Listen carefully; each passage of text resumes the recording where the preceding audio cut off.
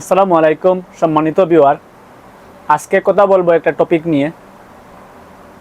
অনেকে জানতে চাইছেন যে বিদ্যুৎ থাকে না কেন, বিদ্যুৎ মাগরিবের নামাজের সময় যায় কেন,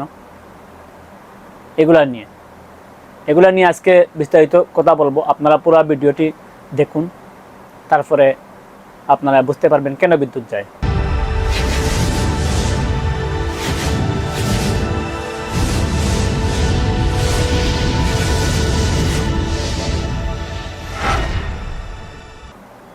সবার একই প্রশ্ন, বিদ্যুৎ যায় কেন?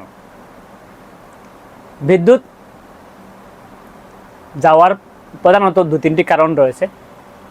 এটা পল্লী বিদ্যুৎ নয় বা ওয়াবদা নয়, পিডিবি নয়, যে কোনো সংস্থা, বিতরণ সংস্থা বাংলাদেশে যতটুকু আছে, যারা আছে 4-5টা কোম্পানি আছে, সবারই বিদ্যুৎ যায়। বিদ্যুৎ অনেক সময় নিতে হয়, আবার অনেক সময় বিদ্যুৎ যায় অটোমেটিকলি, আবার অনেক সময় বন্ধ করতে হয় কাজের সাথে। তাই বিদ্যুৎ যায় কেন এই নিয়ে বিস্তারিত হলো।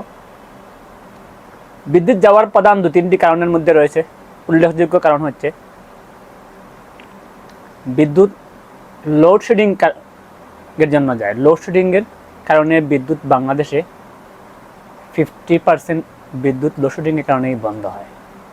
লোডশেডিং কি এটা নিয়ে কথা বলবো পরে, আগে জেনে নিন কী কী কারণে বন্ধ হয়। 1 নম্বর হচ্ছে লোডশেডিংয়ের কারণে, 2 নম্বর হচ্ছে কাজের জন্য বিদ্যুৎ বন্ধ করা হয়, 3 নম্বর হচ্ছে বিদ্যুৎ লাইন ত্রুটি বা বিদ্যুৎ ত্রুটিজনিত কারণে অনেক সময় বিদ্যুৎ অটোমেটিকলি বন্ধ হয়ে যায়। আবার এই ত্রুটি সারানোর জন্য অনেক সময় বন্ধ রাখতে হয়। ত্রুটি কী ধরনের ত্রুটি এবং লোডশেডিংজনিত কারণ এবং কাজের জন্য, এগুলো নিয়ে আলোচনা করব। প্রথমত হচ্ছে লোডশেডিংয়ের কারণে বিদ্যুৎ বন্ধ রাখতে হয়। লোডশেডিং কি? লোডশেডিং হচ্ছে বিদ্যুৎ উৎপাদন এবং চাহিদা, এই দুইটির মধ্যখানে যদি গ্যাপ থাকে, উৎপাদন যদি কম হয় এবং চাহিদা যদি বেশি হয়, এই চাহিদা বেশি হওয়ার কারণে, উৎপাদন কম হওয়ার কারণে এখানে কিছু এলাকা বিদ্যুৎ থেকে বঞ্চিত রাখতে হয় কিছু সময়ের জন্য। কিছু এলাকা যেটুকু কম আছে এতটুকু এলাকা বন্ধ রাখতে হয়। এই বন্ধ রাখার নাম হচ্ছে লোডশেডিং। এই বন্ধ রাখার বিস্তারিত আলোচনা হচ্ছে, যেমন আপনি একটি বিয়ের অনুষ্ঠান আয়োজন করছেন। অনুষ্ঠানে আপনার কাছে রয়েছে 100টি প্লেট, 100টি চেয়ার, 100টি গ্লাস ইত্যাদি। 100 জনের একসাথে 100 জন মানুষে আপনি খাওয়াতে পারবেন এমন একটা অ্যারেঞ্জমেন্ট রয়েছে আপনার একসাথে। কিন্তু আপনার দাওয়াতি চলে আসছে 120 জন। মানে 120 জন লোক চলে আসলে আপনি 120 জন লোককে তো একসাথে খাওয়াইতে পারবেন না। 100 জন লোককে বসাইলেন, 20 জন লোককে এই জায়গায় বসতে বললেন, অন্য এক জায়গায় ব্যবস্থা করে দিলেন, ওই জায়গায় ওরা বসলো এবং 100 জনকে খাওয়ানোর পরে আপনি এই 20 জনকে খাওয়াইতে দিলেন। এই 20 জনকে বসাইয়া রাখার নামই হচ্ছে লোডশেডিং, যে আপনারা 20 জনের পরে খাইবেন, ওদেরকে আগে খাওয়া শেষ হয়ে গেলে। এই বিদ্যুৎ এইরকম। বাংলাদেশে বর্তমানে বিদ্যুৎ সর্বোচ্চ উৎপাদন হচ্ছে গত সেপ্টেম্বর মাসে 16,000 মেগাওয়াট। আমি যেটা দেখলাম বিদ্যুৎ উন্নয়ন বোর্ডের ওয়েবসাইটে, 16,200, 400, 500 মেগাওয়াট সর্বোচ্চ উৎপাদন হচ্ছে। এবং এই সময়টার বাংলাদেশে সর্বোচ্চ 1 দিন 2 দিন হয়, এটা সব দিন হয় না। সর্বনিম্ন 13,000, 12,000, 13,000, 10,000 মেগাওয়াটও হয়। কিন্তু এই সময়টাতে বাংলাদেশে অনেক সময় পিককালীন সময়ে, পিক আওয়ারে, গরমের সিজনে, যে সময়টা হলো সর্বোচ্চ মানুষের চাহিদা হলো বিদ্যুতের, যে সময় সবচেয়ে মানুষ বেশি বিদ্যুৎ ইউজ করে, এই সময়টা হচ্ছে গরমের সিজন। এবং গরমের সিজনের মধ্যে দিনের সব টাইমে মানুষ বেশি বিদ্যুৎ ব্যবহার করে না। দিনের লাস্ট টাইমে এবং রাতের প্রথম অর্থাৎ মাগরিবের সময়ের কালীন সময়ে, যখন মানুষের গ্রামগঞ্জে সারা এলাকায় লাইট চালু করা শুরু করে, সবার ফ্যান চলতেছে। এই সময়টা কী করে বাংলাদেশে যত মসজিদ আছে সবগুলাতে লাইট জ্বলা শুরু হয়, ফ্যান চলা শুরু হয়। এই সময়টা হইল গিয়া হাই পিক আওয়ার, হাই চাহিদা।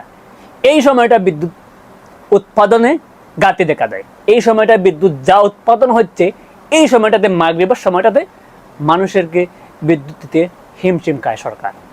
তখন কি করতে হবে? এখন মাগরিবের সময়টায় বিদ্যুৎ যায় কেন বা নেয় কেন? এই সময়টাতে যখন চাহিদা বাড়ে, মানুষ যখন মসজিদ মাদ্রাসায় সব দিকে যখন লাইট চালু, ঘরে দুয়ারে সব জায়গায় লাইট চালু, ফ্যান চালু, এসি চালু করা শুরু করে, তখন সর্বোচ্চ যে এই সময়টা মানুষের চাহিদা বাড়ছে, এই সময়টাতে যখন চাহিদা হাই হয়ে যায় তখন অনেক সময় সরকার থেকে যারা বিতরণ কোম্পানি আছে, বিতরণ কোম্পানির লোক বসা আছে, স্টেশনে বসা আছে, ওদেরকে বলিয়ে দেওয়া হয় এই সময়টাতে আপনারা এইগুলা বন্ধ করেন, 1 মেগাওয়াট বন্ধ করেন, 2 মেগাওয়াট বন্ধ করেন, এগুলো বিভিন্ন এরিয়া বন্ধ করতে হয়। যদি বিভিন্ন এরিয়া ওরা কাটসিট করিয়ে না দেয় তাহলে ওই জায়গা থেকে মেইন লাইনটা বন্ধ হয়ে যাবে। ওখানে অটোমেটিক বেকার লাগানো থাকে, সব জায়গায় অটোমেটিক বেকার লাগানো। যদি ওভার যাওয়া ধরে 1 মেগাওয়াট যদি সেট করা থাকে, 1 মেগাওয়াটের বেশি যদি যাওয়া ধরে তাহলে অটোমেটিক বন্ধ হয়ে যায়। যদি ওরা ওখান থেকে কাট সেট করিয়ে যদি তাদের 5 মেগাওয়াটের ভিতরে যদি বিদ্যুৎ গ্রাহক চালু না রাখতে পারে, তো 5 মেগাওয়াটের উপরে গেলে পিডিবি থেকে বন্ধ করে দেবে, লাইনটি বন্ধ করে দেবে। এজন্য ওরা কী করে লাইন কিছু কিছু এরিয়াকে এই সময়টাতে বন্ধ করে দেয়। এবং মাগরিবের নামাজের কারণে এই সময়টাই যখন হাই হয়ে যায় অনেক সময় অটোমেটিকলি লাইন বন্ধ হয়ে যায়।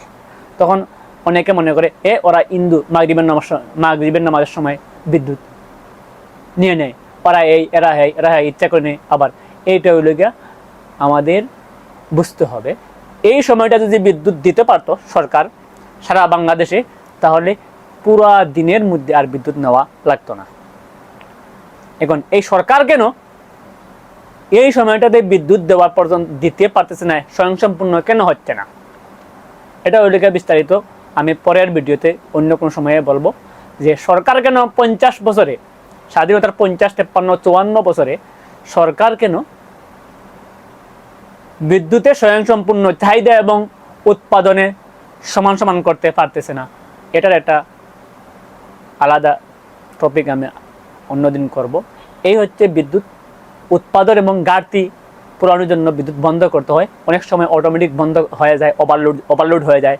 আবার অনেক সময় এই সরকার যে চাহিদাটা মেটানোর জন্য কিছু লোককে খাওয়ানি থেকে বন্ধ করতে হয়।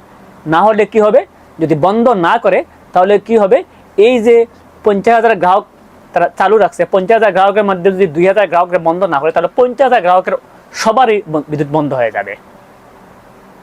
মানে ওই জায়গায় অটোমেটিক ব্রেকার লাগে, মেইন একটা শুধু, আগে সেকশন আলাদা আছে, তারপরে আবার মেইন একটা আছে, মেইনের পরে আরোটা মেইন আছে, যে কোনো জায়গা থেকে বন্ধ হয়ে যেতে পারে, সবাই বন্ধ হয়ে যেতে পারে।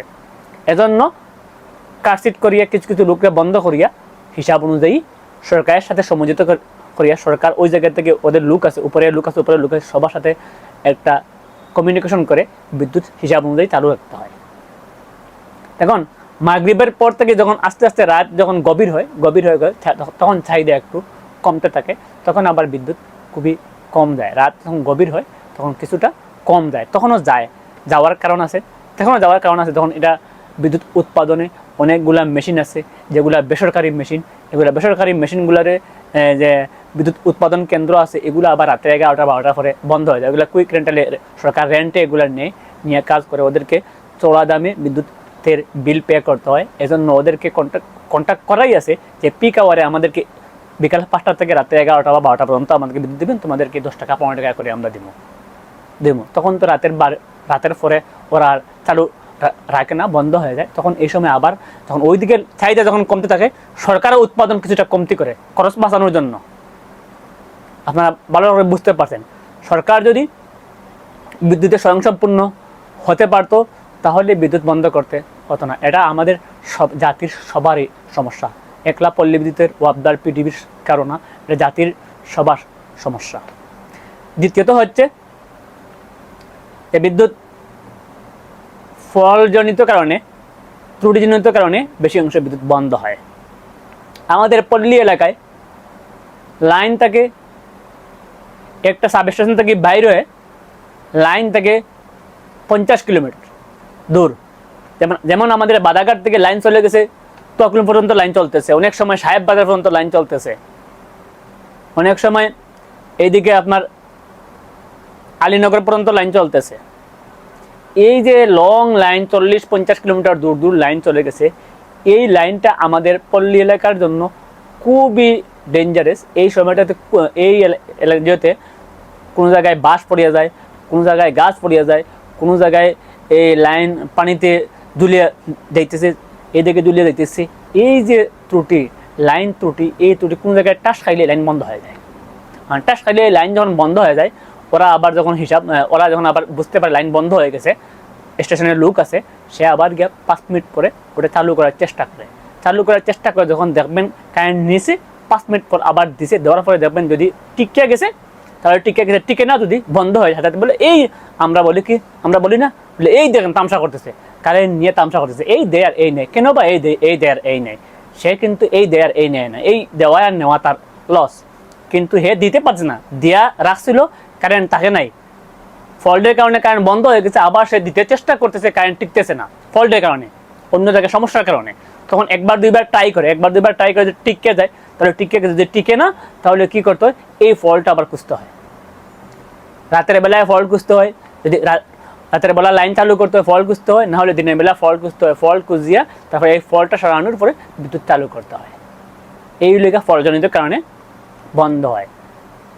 তৃতীয়ত হচ্ছে কাজের জন্য নিতে হয়।